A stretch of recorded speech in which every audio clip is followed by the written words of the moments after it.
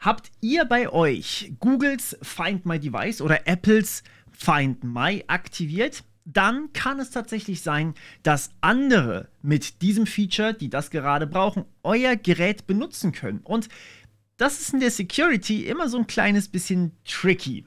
Und trotzdem tun sich da Möglichkeiten auf, die ich so unfassbar spannend fand, dass ich sie euch unbedingt zeigen wollte. Das Ganze nennt sich Crowdsourcing. Ja, und es gibt ein paar Probleme, aber es gibt auch sehr, sehr viele spannende Ideen in diesem gesamten Protokoll. Und die will ich mal heute mit euch durchgehen. Das heißt, wir reden heute über Find My von Apple bzw. Find My Device von Google. Die beiden funktionieren quasi gleich und meine Informationen beziehen sich hauptsächlich auf einen Post, wo das alles reverse engineert wurde, beziehungsweise Apple hat ein paar Informationen öffentlich gemacht, aber eben nicht ganz alles. Okay, also lasst uns mal anfangen und schauen, wie das eigentlich alles funktioniert. Zunächst einmal ist die Idee relativ simpel. Crowdsourcing bezeichnet den Vorgang, dass euer Gerät ein anderes Gerät, das eben gerade sinnvoll ist, benutzen darf. Mal ganz spontan, als würde derjenige euch quasi einen Hotspot geben. Also fast, aber nicht ganz. Zunächst einmal zum Szenario. AirTags sind dazu da, dass man Geräte tracken kann. Das heißt, euer Gerät kann getrackt werden, zum Beispiel euer Fahrrad. Falls es gestohlen wird, wisst ihr, wo es sich befindet. Falls euer Koffer zum Beispiel woanders hingeschickt wurde, aus Versehen im falschen Flugzeug gelandet ist, könnt ihr nachverfolgen, wo euer Koffer gerade ist. Und falls ihr einfach euren Schlüsselbund verliert, könnt ihr den auch verfolgen. Und falls ihr ein Stalker seid, könnt ihr sowas einfach ins Auto von anderen Leuten ranhängen und dann wisst ihr, wo die wohnen.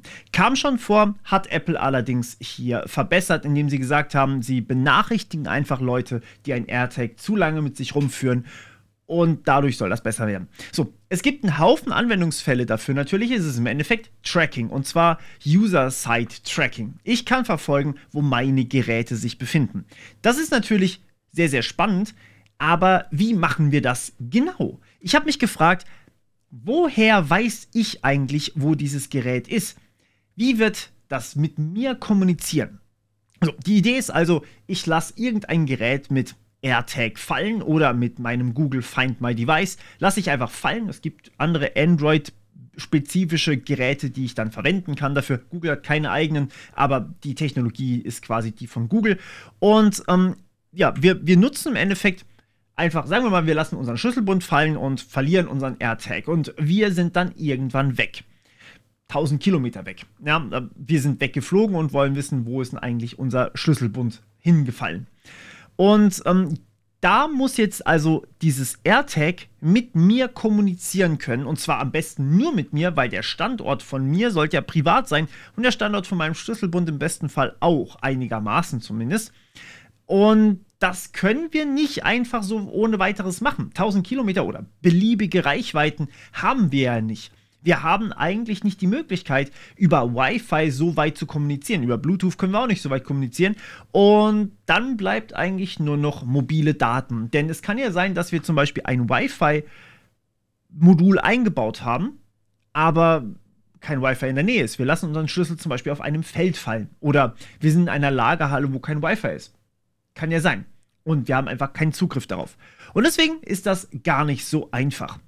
Auf unserem Smartphone haben wir LTE und 5G, klar, kein Thema. Und wir haben wahrscheinlich auch gelegentlich mal Wi-Fi.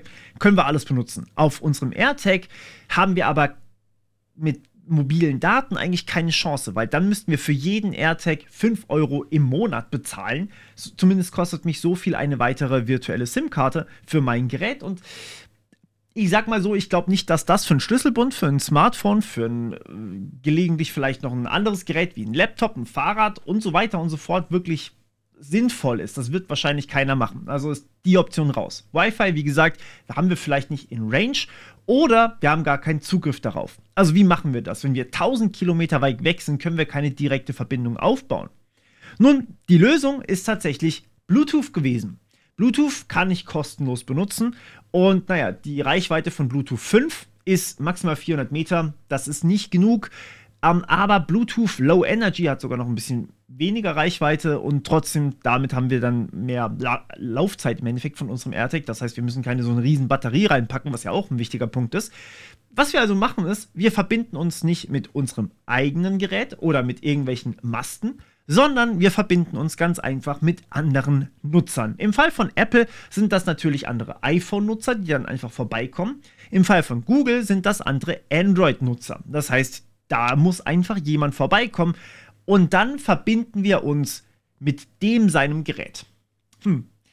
Und das ist natürlich ein bisschen, wirkt komisch, weil wir einfach so die Geräte von anderen benutzen können, um uns Informationen zu schicken. Was genau können wir uns denn dann schicken? Können wir irgendwas kaputt machen? Können wir vielleicht irgendwas anderes damit anstellen? Können wir was exploiten oder sowas? Und ja, das war erstmal meine erste Reaktion. Wie kann man sowas machen? Ist das vielleicht komplett unsicher? Denn wir haben zwei Issues hier. Wir haben einmal die Security, die habe ich gerade umrissen. Was können wir eigentlich alles damit anstellen? Und das zweite ist, das Ganze ist definitiv nicht open. Es gibt keinen Standard für diese AirTags, also keinen öffentlichen Standard, den alle verwenden, denn ansonsten würden Google Find My Device Dinger genauso mit Apples iPhones funktionieren und AirTags würden auch mit Googles Geräten funktionieren, wenn das standardisiert wäre. Was ja eigentlich gut wäre, dann ist es egal, ob der User, der da gerade an meinem Schlüsselbund vorbeiläuft, ein Android oder ein iOS hat. Ist es aber nicht. Es ist komplett closed und komplett nicht offen. Es gibt keinen Standard dahinter. Und hier habe ich euch mal den besten Standard aller Zeiten mitgebracht, der am 1. April 1998 entstanden ist. Und zwar das Hypertext Coffee Pot Control Protocol. Das HTCP Version 1.0. Und ja, es gibt einen Fehler 418, wenn man versucht, einen Kaffee mit einem Teapot zu brauen, dann soll der Fehler 418 I'm a Teapot zurückkommen. Das gibt es tatsächlich wirklich, das ist ein standardisiertes Protokoll, das gibt es, aber für AirTags gibt es leider noch keins. Was wir da wohl machen könnten? Naja, bevor ich euch das alles erzähle, möchte ich euch allerdings noch kurz wohin mitnehmen. Und zwar am Donnerstag, also diese Woche Donnerstag, am 22. August diesen Jahres, also 2024, von 14 bis 18 Uhr findet wieder die Job.io statt. Das ist eine virtuelle Jobmesse von Get in IT und ihr könnt dort mich und noch viele, viele weitere sehr, sehr spannende Vorträge sehen, aber vor allem mich, kommt um 14 Uhr direkt, ich mache den ersten Vortrag und ihr könnt dann dort einfach direkt bleiben, dann kommen direkt noch weitere Vorträge im Anschluss von vielen, vielen coolen Firmen, die Deep Dives machen und wir haben dieses Mal das Special Software Development, das heißt, wenn ihr euch für Softwareentwicklung interessiert, seid ihr da genau richtig. Denn was ihr dort machen könnt, ist natürlich spannende Vorträge und Workshops zu sehen, aber gleichzeitig könnt ihr auch euren CV durchchecken lassen und ihr könnt jederzeit anonym und spontan einfach alle Fragen stellen, die euch auf der Seele brennen, plus euch natürlich direkt mit den Unternehmen vernetzen und dann eventuell sogar euren ersten Job direkt bekommen. Direkt dort einfach mit dem Unternehmen vernetzen und schon direkt so einen Job bekommen. Das ist geil. Super. Und ja, dabei sind relativ viele Unternehmen da. Das heißt, ihr könnt die dann einfach anfragen und mit denen schreiben und einfach mal gucken, vielleicht ist das ja was für euch. Vielleicht lernt ihr die erstmal ganz entspannt kennen. Und schaut dann einfach mal, was da alles entstehen kann. Und ich glaube, das ist eine sehr, sehr coole Gelegenheit, weil für euch ist das natürlich vollständig kostenlos, die ganzen Deep Dives zu hören, vollständig kostenlos euren CV checken zu lassen und ein paar Bewerbungstipps abzusammeln, die ihr verwenden könnt. Deswegen guckt auf jeden Fall vorbei. Ihr habt eigentlich nichts zu verlieren, sondern könnt nur Boni davon bekommen und vielleicht die ein oder andere spannende Connection aufbauen. Und ich würde mich wahnsinnig freuen, wenn ihr direkt um 14 Uhr zu meinem Vortrag kommt, denn ja, wir haben auch diesmal wieder ein paar coole Themen und ich denke, mein Thema wird auch sehr, sehr spannend werden. Ich kann es noch so ein bisschen anteasern, es geht um Softwareentwicklung, logischerweise, aber es geht um DevOps. Was machen wir eigentlich danach? Was kommt nach DevOps? Was ist der neueste heiße Scheiß sozusagen? Ja, also ich würde mich wahnsinnig freuen, wenn ihr da seid und wir hören uns wieder dann spätestens, aber wir machen jetzt natürlich noch weiter. Und zwar mit dem technischen Wissen. Ja, also ich habe euch tatsächlich mal hier die ganzen Infos, das ist jetzt auf AirTags bezogen, von Google habe ich nicht so viele Informationen bekommen, aber was AirTags angeht, ist das wirklich die harte Kryptographie, die da zum Einsatz kommt. Lasst mich da ganz kurz durchgehen, das ist nicht so schwer, wie es da aussieht, okay? Ich gehe langsam mit euch durch. So, also zunächst einmal, wir haben die Idee, unser AirTag, das ist das Ding hier, soll bitte sich mit einem anderen Gerät verbinden, das ein völlig fremdes Gerät ist und soll da dann irgendwie darüber den Standort zu uns bringen, ohne dass das irgendwie kryptografisch oder sicherheitstechnisch ein Problem ist.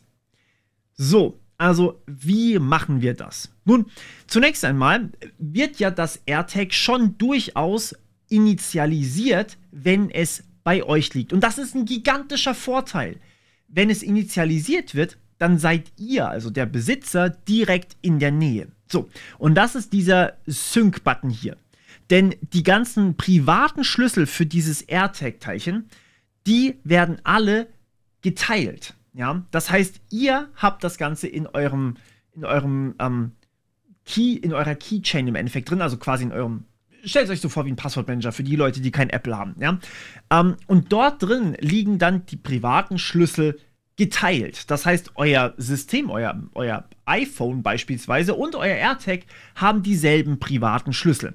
Das sind D, dieses kleine D ist euer privater Schlüssel und das große P ist euer öffentlicher Schlüssel, euer Public Key. Ich frage mich bitte nicht, warum sie es D genannt haben. Ich halte mich hier an die Art und Weise, wie Apple das genannt hat.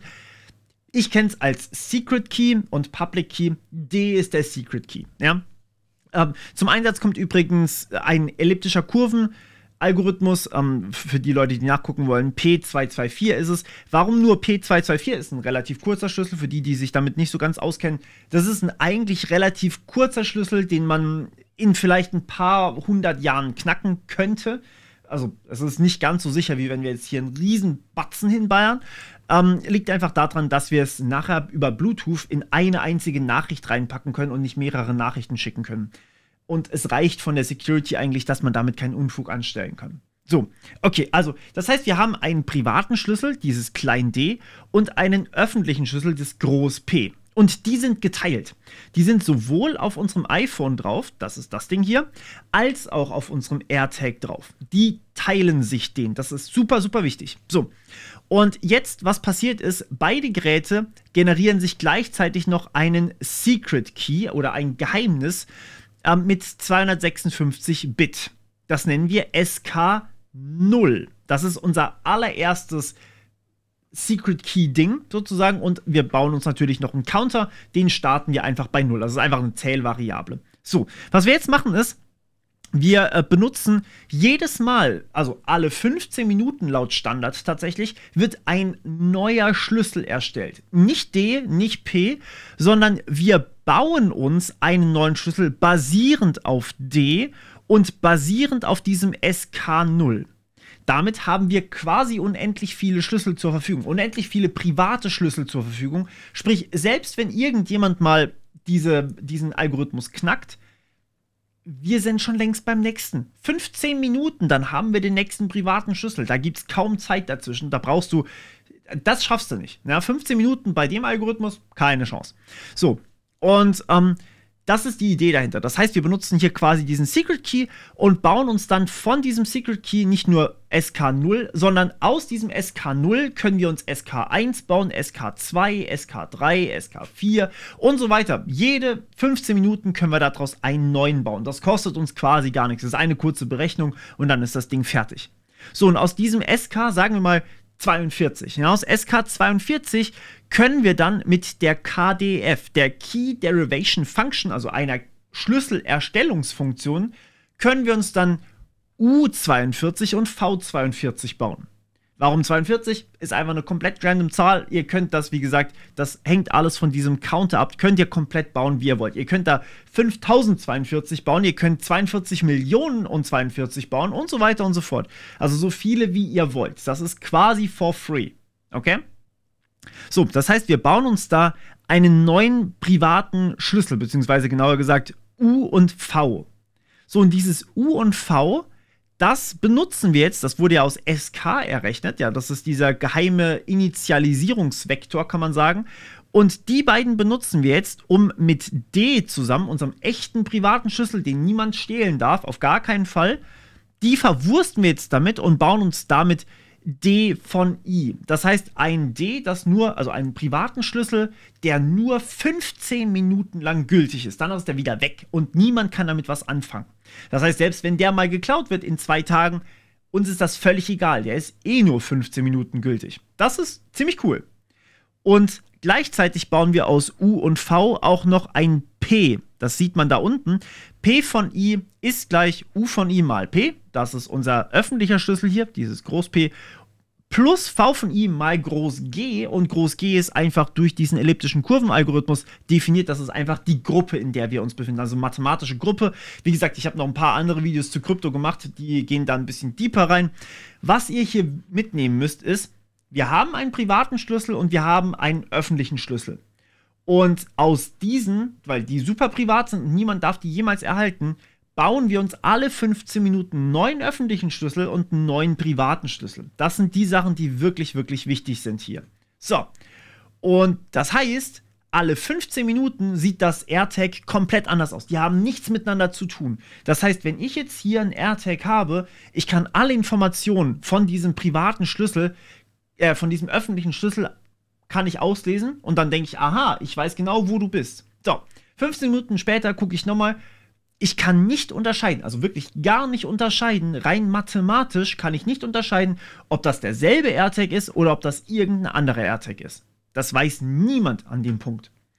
Und das macht es relativ anonym, weil wir natürlich, also ansonsten könnte man ja einfach sagen, okay, man folgt jetzt diesem AirTag, man folgt einfach überall rum und guckt dann, ob man diesen AirTag wieder findet und dann weiß man, aha, der bist du also, zu dir gehört das. Und das ist eine Information, die dürfen wir ja nicht haben, beziehungsweise die darf nicht öffentlich sein.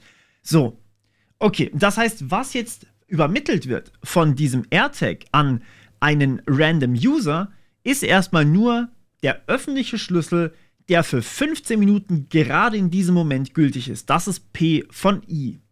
So, interessante Sache hier an der Stelle ist allerdings, diese gesamte Berechnung, also dadurch, dass wir D, P und SK0, dass wir die geteilt haben mit unserem anderen Gerät, allein diese 3 Variablen reichen mir aus, um alles andere zu berechnen. Mehr brauche ich nicht. Und das bedeutet, ich kann auf der Seite von meinem iPhone P von I einfach berechnen, genauso wie ich D von I einfach berechnen kann. Ich kann das ja alle 15 Minuten einfach weiter ausführen und noch eins mehr berechnen. Das interessiert mich eigentlich relativ wenig, ob die jetzt direkt beim AirTag berechnet werden und dann an mich übermittelt werden oder ob ich die selber berechne. Ich kann das einfach machen. Und das ist der spannende Knackpunkt hierbei. Denn jetzt habe ich einen öffentlichen Schlüssel, den mein AirTag, genauer gesagt, nicht direkt an meinen anderen User sendet, sondern der einfach gebroadcastet wird. Sprich, jeder in der Reichweite von meinem AirTag bekommt kurz eine Nachricht, hey, mein öffentlicher Schlüssel ist der da. Hey, das ist mein öffentlicher Schlüssel. Ey, yo.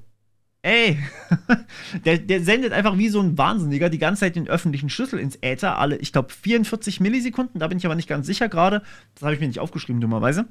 Also mehr als einmal pro Sekunde schickt der den öffentlichen Schlüssel einfach an alle Leute in der Reichweite von diesem AirTag.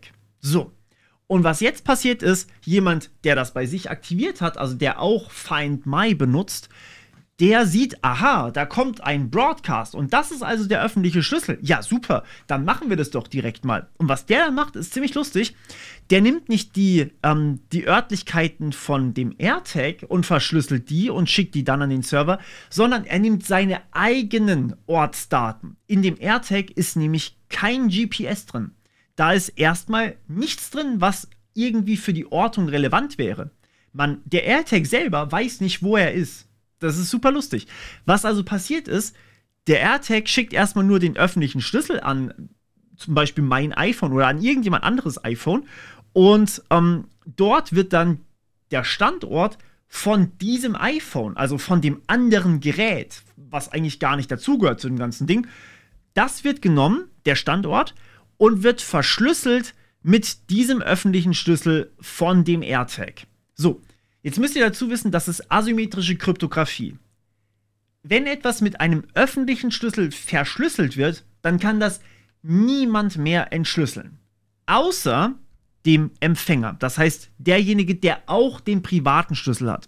Sprich, eine Sekunde.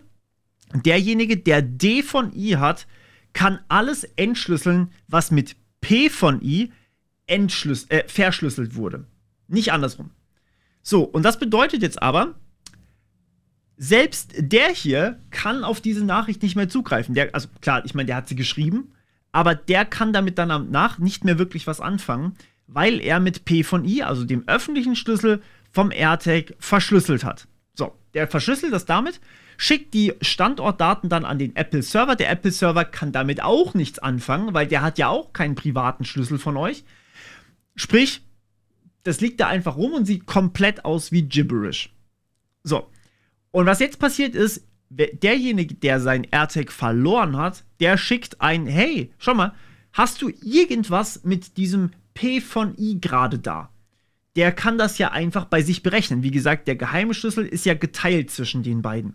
So, und der kann P von I berechnen und fragt dann einfach beim Apple-Server nach, ey, yo, hast du was für mich? Irgendwas, ich suche gerade mein Gerät. Kannst du mir da irgendwie weiterhelfen?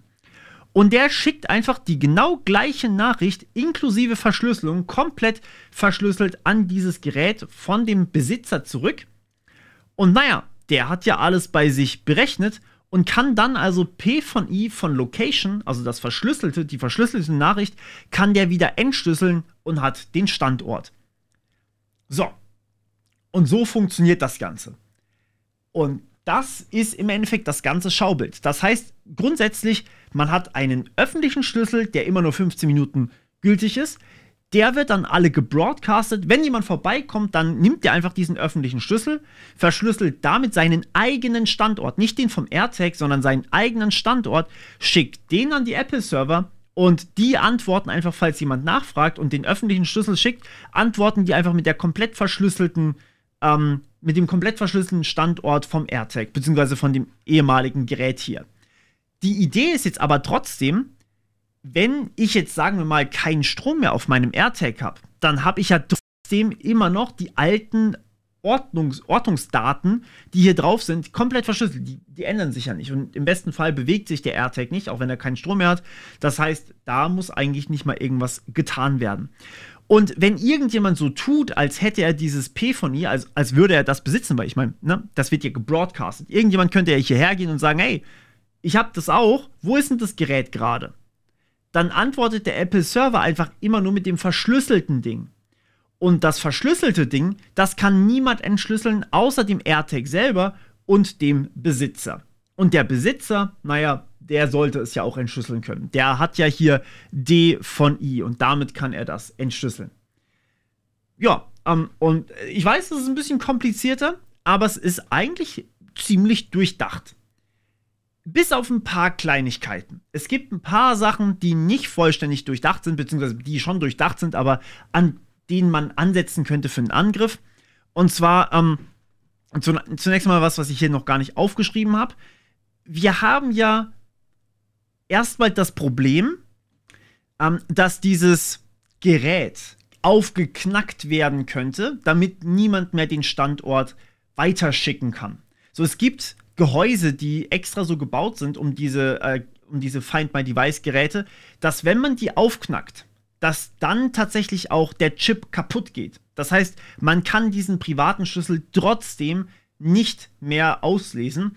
Und das ist im Endeffekt wie die Security Keys, die ich euch immer empfehle. Das ist im Endeffekt genau da drin, sowas in der Art. Das heißt, da, ja, wenn das jemand aufknackt, geht einfach der komplette Chip kaputt. Klar, dann ist halt das Gerät auch lost, aber man kann auch einfach den AirTag theoretisch abmachen, wenn man ihn findet. Grundsätzlich ist es aber relativ, naja, man kann nicht einfach den Schlüssel extrahieren. Das geht nicht. Deswegen habe ich es hier nicht separat nochmal aufgeschrieben. Aber es gibt 3 Punkte, die nicht ganz so geil sind. Und zwar, einmal haben wir hier NFC auch drin in den AirTags. Also in den AirTags ist einmal Bluetooth drin als Connection. Dann ist ein UWB, ein Ultra-Wideband-Chip drin, der nur von Apple existiert. Den haben die Google-Geräte nicht und niemand anders hat den. Deswegen kann nur Apple diese AirTags herstellen, wie sie sind in dem Standard. Und dieses UWB, also Ultra-Wideband, ist für Precision Find gedacht. Das heißt, erstmal kriegen wir Ortungsdaten, ganz grobe Ortungsdaten, weil ich meine, wir haben ja nicht die Ortungsdaten von dem AirTag, ja, die können ja bis zu 400 Meter abweichen. Wie gesagt, Reichweite von 400 Meter. Wenn wir das Ding auf dem Feld verlieren, dann kann das durchaus 400 Meter daneben liegen, diese Location-Daten. Das ist aber auch in Ordnung, weil dann kann der hier diesen Schlüssel nicht so leicht finden. So, und UWB, Ultra Wideband, strahlt dann im Endeffekt von dem AirTag aus, wenn der Besitzer in der Nähe ist und macht dann euer Handy sozusagen zum Kompass. Und dann könnt ihr euch dahin navigieren. Der sagt dann einfach in die Richtung, in die Richtung, in die Richtung. Und dann kommt ihr immer näher und habt dann ein Gerät vor euch, was im Endeffekt eures ist. Dazu, das ist Precision Find. Dazu braucht man dieses Ultra-Wideband. Ansonsten müsste man halt wirklich die kompletten 400 Meter im Radius absuchen, was schon eine Weile dauern kann. Gerade wenn man irgendwie auch noch nach oben und nach unten suchen muss, weil man es vielleicht auf einem anderen Stockwerk verloren hat. Ist nicht so geil. Das ist schon ganz cool. Aber niemand weiß, wie diese UWB-Chips funktionieren. Da gibt es keine Dokumentation zu, das sind Apple-eigene Chips. Wir wissen quasi gar nichts darüber. Wir wissen nur ungefähr, wie sie funktionieren, aber ne, I don't know. Das zweite ist NFC. NFC ist so eine Art, naja, NFC kennt ihr von Karten oder auch von Handys. Damit kann man bezahlen zum Beispiel, damit kann man auch seinen Ausweis einlesen. Da sind quasi Informationen auf dem Chip gespeichert. So, wenn jemand das AirTag findet, dann kann er einfach diesen NFC-Chip scannen und dann kriegt man die Daten des Besitzers. Das heißt zum Beispiel eine Handynummer oder sowas, wird dann einfach übermittelt. Das ist natürlich so eine Frage, ob möchte man das oder möchte man das nicht. Apple hat sich dafür entschieden, dass es schon ganz sinnvoll wäre, wenn man die Handynummer zum Beispiel des Besitzers hat. Ich persönlich finde es ein bisschen ungeil, weil man dann einfach auf eine Telefonnummer Zugriff hat, die man eventuell auch missbrauchen kann. Aber ich kann durchaus verstehen, warum man das hat. Dann muss man eben nicht selber als Besitzer immer hin, sondern kann fragen, ob derjenige das vielleicht dann einfach zu einem schickt oder sowas. Das ist in Ordnung. Das kann man machen, wie man möchte. Ist aber im Endeffekt auch eine Art Sicherheitslücke, je nachdem, wie man es sieht. Das ist eine gewollte Sicherheitslücke, wenn ihr so wollt. Der schlimmste Punkt ist allerdings hier oben. Und zwar, wenn der Besitzer hier von diesem iPhone mit P von I die Location verschlüsselt. Ja? Dann verschlüsselt der ja Standortdaten. Und zwar verschlüsselt der seine eigenen Standortdaten. Nicht irgendjemand anderes. Nicht die vom AirTag. Das ist nicht die fertige Nachricht, die kommt. Sondern der AirTag sagt nur schon mal hier, das ist mein öffentlicher Schlüssel. Verschlüssel mal damit bitte deine Standortdaten und schick sie an meinen Besitzer. Das Problem ist, dass diese Location-Daten hier ja nicht abgesichert sind. Also eigentlich könnte der in der Nähe hier ist, könnte vielleicht mit einem gemoddeten iOS, könnte der hier reinschreiben, was er möchte. Er könnte euch Standortdaten von den Malediven schicken, während euer Schlüsselbund oder euer Koffer zum Beispiel in Paris liegt. Ja, das ist einfach sein Gutdünken, wenn man so möchte, dass der euch das Richtige schickt. Dann kann man sich ja natürlich noch drauf verlassen oder drauf hoffen, dass jemand anders vielleicht auch noch in die Nähe von dem Gerät kommt und auch noch übermittelt. Und dann nimmt man einfach das, wo die meisten Leute gesagt haben, hey, da ist es.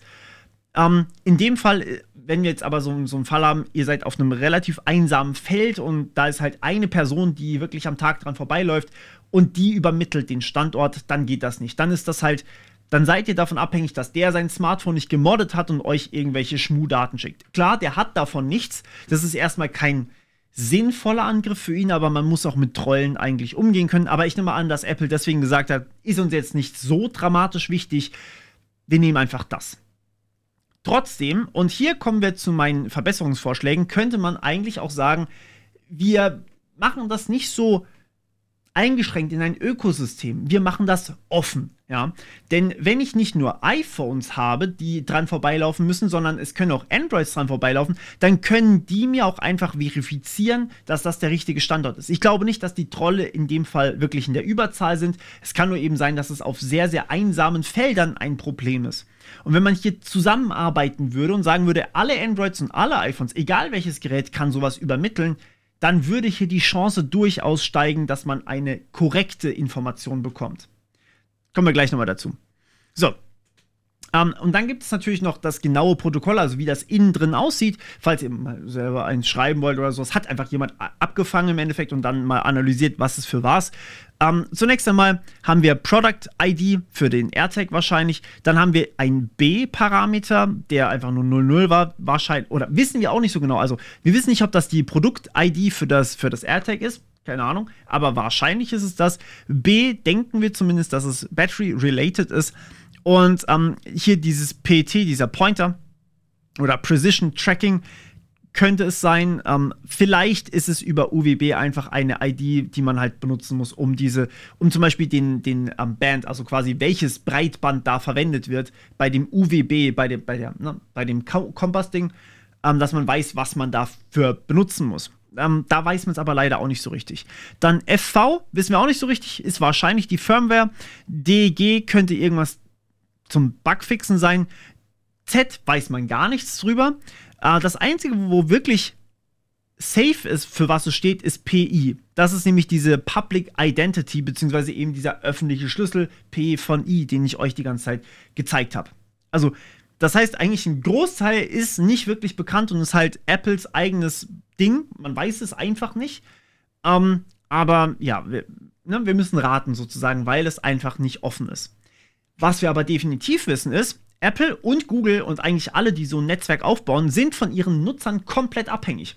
Denn wenn nur, sagen wir mal, 10% ein Windows-Phone auf dem Markt haben und davon nur 1% es aktiviert haben, dann sind das definitiv nicht genug Geräte, dass wir unsere Geräte tracken können mit Windows-Tags dann wahrscheinlich. Das würde nicht reichen, weil die Chance, dass einfach jemand vorbeiläuft, ist zu gering.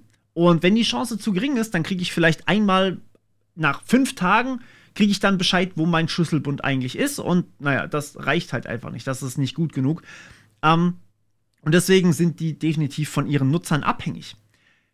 Und deswegen dachte ich mir, aber sie wären nicht so abhängig oder wir wären nicht so abhängig davon, wenn man das Ganze einfach vereinheitlichen würde. Wenn einfach jedes Gerät, das möchte, an diesem Netzwerk teilnehmen kann und es einen einheitlichen Standard gäbe. Und deswegen lasst mich euch präsentieren, nicht ganz ernst gemeint, okay, einen RFC, den ich schreiben lassen habe von ChatGPT, aber mit den ganzen Informationen, die wir jetzt hier zusammengetragen haben, weil im Endeffekt muss das nicht auf Apple oder auf Android limitiert sein. Im Endeffekt kann man oder muss man die Apple-ID nur benutzen, um dieses P von I von Location zu erhalten, also quasi den verschlüsselten Standort. Nur dafür zum Zwischenspeichern ist die Apple-ID nötig bei den Apple AirTags. Und das Apple-Netzwerk ist sogar nur darauf limitiert, auf die iPhones limitiert, weil Apple das so möchte. Grundsätzlich könnte ich als Android-Nutzer genau dieselbe Nachricht dahin schicken. Der Standard, der kryptografische Standard, ist absolut kein Thema. Das ist gar kein Problem.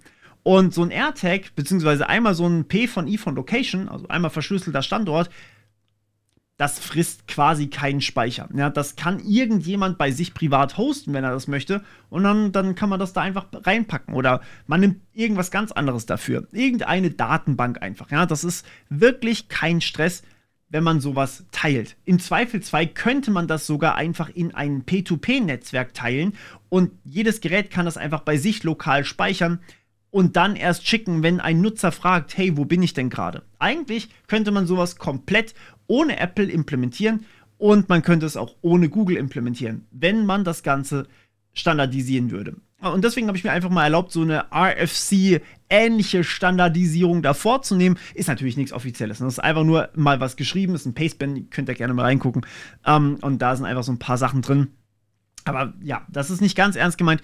Das Einzige, was ich hier wirklich sagen möchte, ist, wir sollten wieder anfangen, nicht einfach die ganzen Sachen von Firmen bauen zu lassen und dann für sich einfach nur nutzen zu lassen, sondern wir sollten das Ganze, wie es am Anfang des Internets war, standardisieren. Und dass es halt jeder benutzen kann, der das möchte. Dass jeder die gleichen Chancen hat. Nicht, man muss, also es müssen irgendwie eine Brand sein oder eine Marke sein, die einen übermäßigen Marktanteil hat, damit das ganze Ding überhaupt funktioniert. Das war am Anfang auch nicht so. Das Internet ist nicht so gebaut, damit ich nur mit einem Mac ins Internet kann und mein Windows-Rechner kommt nicht ins Internet rein. So funktioniert das nicht. Ich bin auch nicht limitiert davon, HTTPS nur mit meinem iPhone zu gucken und mit meinem Android-Gerät komme ich nicht rein. Und deswegen verstehe ich definitiv nicht, warum man das hier nicht auch langsam durchzieht, dass man einfach sagt, solche Protokolle müssen für alle gleichermaßen offen sein. Alle müssen sich dran halten, damit das funktioniert. Und das ist einfach gesetzt bei uns. Deswegen, das würde mich riesig freuen, wenn das passieren würde. Aber naja, wir werden sehen. Von meiner Seite soll es das aber erstmal gewesen sein. Es hat mich riesig gefreut, dass ihr wieder so lange dabei seid. Ja, und in dem Fall frage ich euch natürlich, wie euch so ein Format auch gefällt. Ich meine, ich habe das letzte Mal was mit einer Softwarearchitektur gemacht. Das ist super gut angekommen. Das hat mich riesig gefreut. Jetzt frage ich euch mal nach so ein bisschen Netzwerk- und kryptolastigeren Protokoll, was aber auch wirklich im Einsatz ist und wo man sieht, wie das Ganze funktioniert. Da würde ich mich auch sehr für euer Feedback interessieren. Ansonsten vergesst nicht, den Newsletter auszuchecken. Dort gibt es einmal in der Woche ein Rundumschlag, was in der IT eigentlich gerade passiert ist und was gerade so alles Neues passiert ist. Es ist wirklich viel, trust me. Und ja, da könnt ihr super gerne vorbeigucken. Auf meiner Website gibt es die ganzen anderen Plattformen von mir, die Bootstrap Academy, Instagram, X, Mastodon und so weiter und so fort. Ist dort alles verlinkt. Schaut da gerne vorbei. Die Website ist direkt hier. Und ja, vielen Dank fürs Mitmachen. Vielen Dank fürs Vorbeischauen und bis zum nächsten Mal im Cyberspace.